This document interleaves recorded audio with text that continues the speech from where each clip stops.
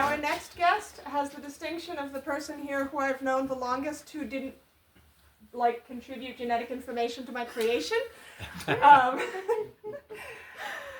and I met at 8 and then reconnected a couple of years ago, and they are going to present on something that is mostly harmless, or is it? All right, mostly harmless. I'm sure you're all familiar with The Hitchhiker's Guide to the Galaxy. It is, as we know, it is the most popular book in the galaxy. There's hundreds of billions of copies sold across different solar systems, so I do understand its readership here on Earth has been a little bit limited. So if you're not familiar, really all you need to know is what it says about Earth. And what it says about Earth is a 2-word byline. It says mostly harmless. So even though it's the most popular book, that doesn't necessarily mean that everything it says is true. So I'm going to investigate this mostly harmless, see if it is indeed mostly harmless.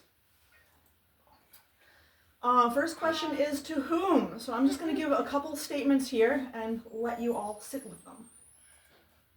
I am harmless to my right foot. The tree is harmless to its branches. The car is harmless to the seatbelt. Now, you probably noticed these kind of sound weird. There's something off about them. And the conclusion we can kind of draw is it doesn't make sense for us to talk about harmlessness unless we get outside the thing that we're talking about. So here on Earth, we can't really evaluate Earth's harmlessness. We need an outside observer. So are we mostly harmless to aliens? Is really the question we're getting at here. So harmlessness in itself is a very difficult thing to measure. It's a negative, and there's really no reasonable ways to measure negatives. So in this presentation, instead, I'm going to be measuring harmfulness. And we can assume that harmfulness is inversely proportional to harmlessness. That is, when harmfulness goes up, harmlessness goes down, and vice versa. Factors contributing to harmfulness. What makes something harmful? There's really 2 things. Power. How much harm can we do? And aggressiveness, aggression. How much harm do we want to do? So, I'm going to address the second one first. Let's talk a little bit about earthling aggression. There's a well-known psychological phenomenon that you can determine how something will act based on how it judges others. So we can determine earthling aggression based on how earthlings view aliens. Well, it's not good. This is from Alien, the movie. This is from Annihilation. You can tell just from the title a little bit about how we view aliens there. I'm not entirely sure what this is from, but imagine. There we go. That's another common depiction of aliens. Sometimes there's a nice one. Sometimes we have a friendly little alien, but it doesn't last. How about Lilo and Stitch? Sometimes they kidnap humans and do experiments on us. Sometimes it's funny, but even in the funny, there's a sort of horror with the funny. They're out to get us. Watch out for the aliens. Sometimes we don't see the aliens, but they're out there, and they're coming for us. And we need to be very, very careful. And sometimes it's a little more in your face. I think we can kind of conclude from this that our views on aliens are not very harmless. There's a lot of aggression going on here, and it can be inferred that Earthlings would behave with similar aggression towards aliens. It's all gone. So let's look at the other half. Earthling power.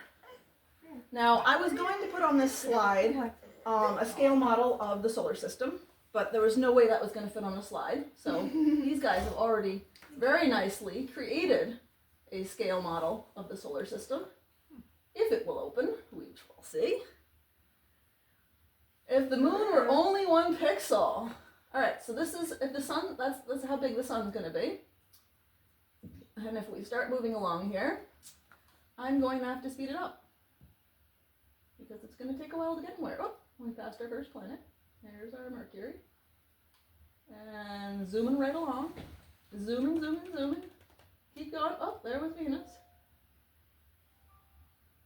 And you can see how long it takes to get there going at a normal speed. And zooming more. Oh, here's Earth. Okay. Now, as you know, Earthlings have sent humans to the moon. How far that is. That's how far we've been in the grand scale of things. So, just to get an idea of the scale of the solar system as a whole, there's the next planet.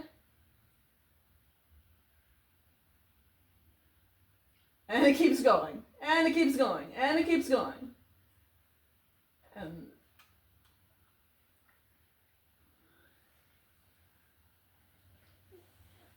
the amount, like, we haven't even gotten to the edge of our solar system yet.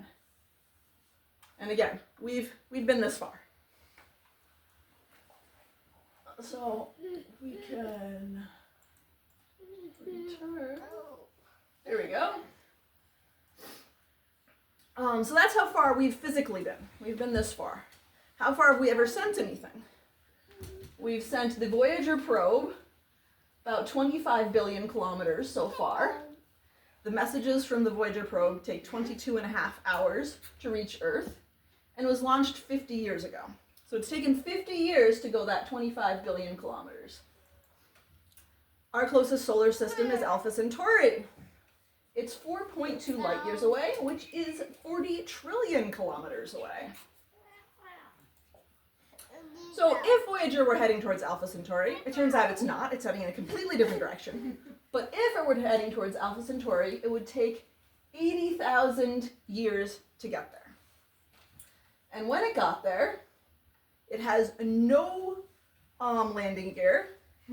It cannot be set in orbit around a planet.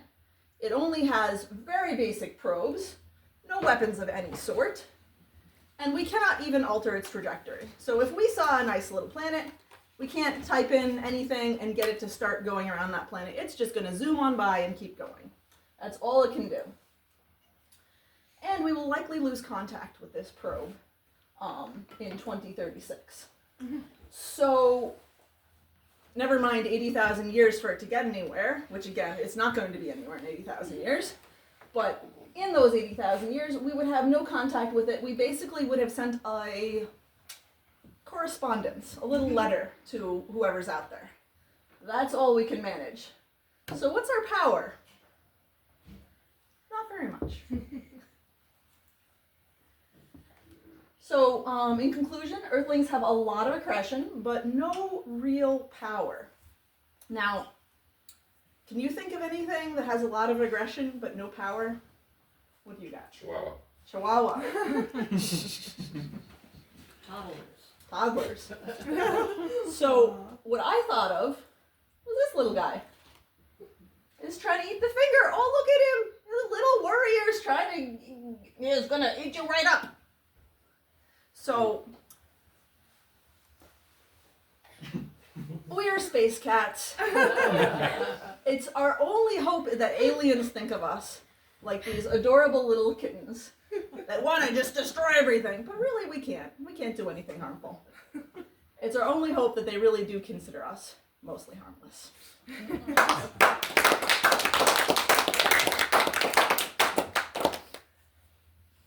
Yes? How do Professor Graham's recent findings regarding koalas and tardigrades square with this? I can only assume that they may have been the ones that contributed that byline to the Hitchhiker's Guide. That makes sense. Thank you so much. Yes. Do we lose contact with Voyager in 2036 because its power system fails, or do we lose it because it's so far away the signal will be so small we wouldn't be able to detect it? That's a good question, and I would have to I would have to look into it. Okay. We lose its number.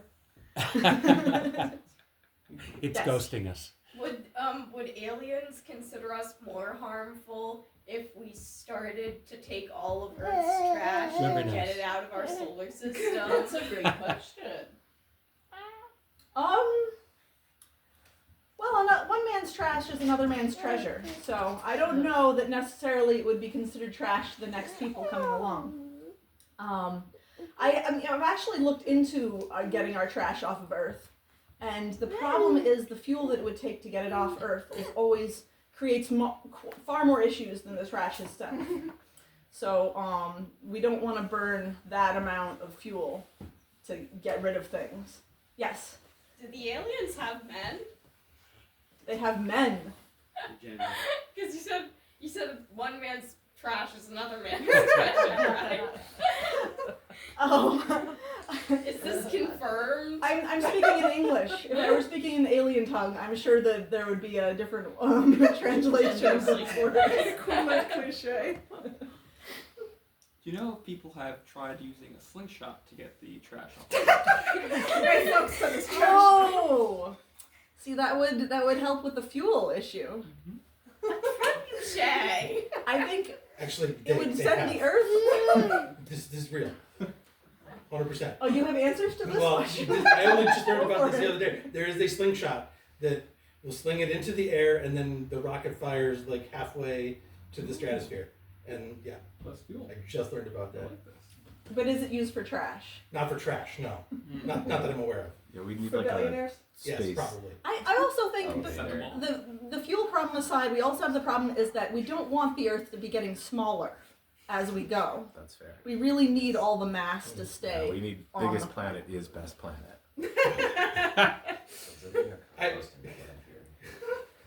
I have a non-trash related question. It's actually an actually. Actually, the picture that you said was from Alien was actually from Aliens 3. Actually, The alien franchise. it's Alien 3, not Aliens 3. These are important clarifications. Highly academic, yes. I have another trash question. So, do you think if we removed enough trash and enough mass, we'd go from being like a circle to more like a disc?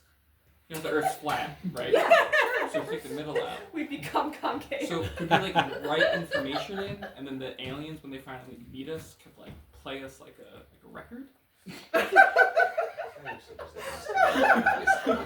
Or These that's are too much? great ideas.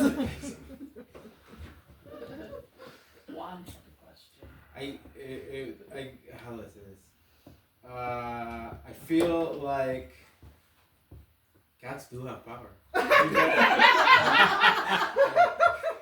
Have you ever been in a fight with a cat? It'll scratch you. They will mess you up. Well, I think that's where the mostly comes in. Okay. Like, we could harm aliens if they came down to Earth. We could probably Right, that's keep true. them You off. have to go to the cat. Yeah. The cat can't get in its car and drive to where you are. Exactly. Daddy. All right, thank you so much, Ed.